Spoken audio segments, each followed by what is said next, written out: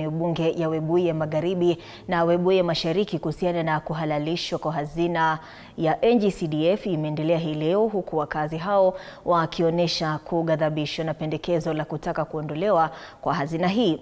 Wakizungumza kwenye mkutano wa umma uliofanyika katika ofisi za maeneo bunge hayo, wakazi wamesema kuwa hazina hiyo imekuwa nguzo kuu ya maendeleo mashinani, huku ikiwawezesha baadhi ya wanafunzi katika familia zenye kipato cha chini kunufaika kwa ufadhili wa masomo kupitia mgao huo wa NG-CDF.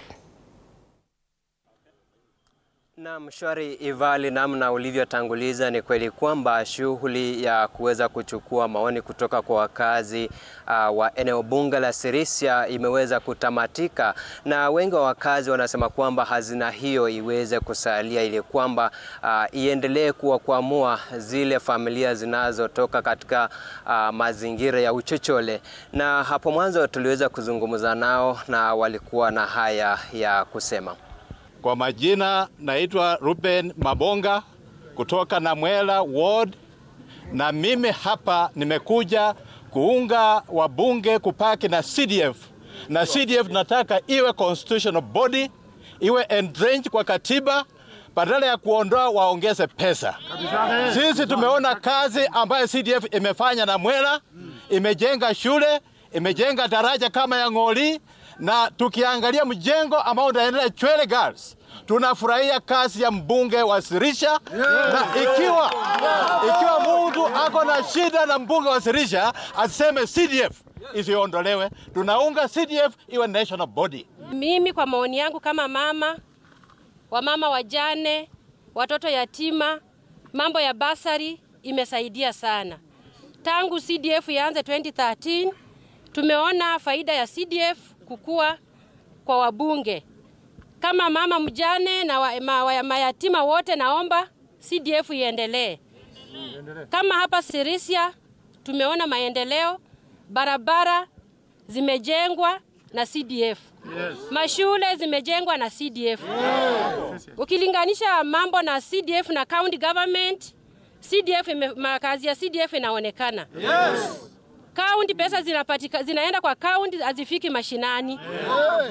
Usubuhi sisi wamama wa Sirisia na wazee tunaenda kwa wabunge, tunapata maendeleo kama basari. Na CDF tumeshukuru kwa sababu hata sisi tulikwama kwa masomo.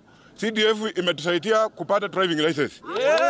Na tunaambia vijana tuunge wabunge wote, CDF ipaki kwa wabunge kwa sababu imesaidia mambo ya stima na mashule. Tunaona watoto sasa wanakaa vizuri. Hiyo ni maoni ya nani? Hiyo ni maoni ya nani?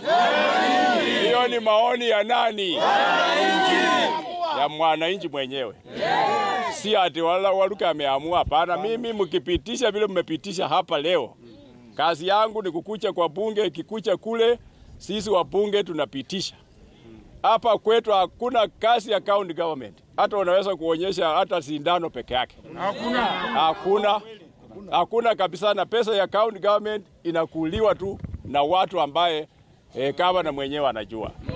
Lakini pesa ya CDF, serikali ilifanya mikakati ya kuhakikisha kwamba pesa inakuja kulingana na project ambayo natuma kule Nairobi kwanza ndio iwe approved, na ikikuja na kuja na hiyo mradi.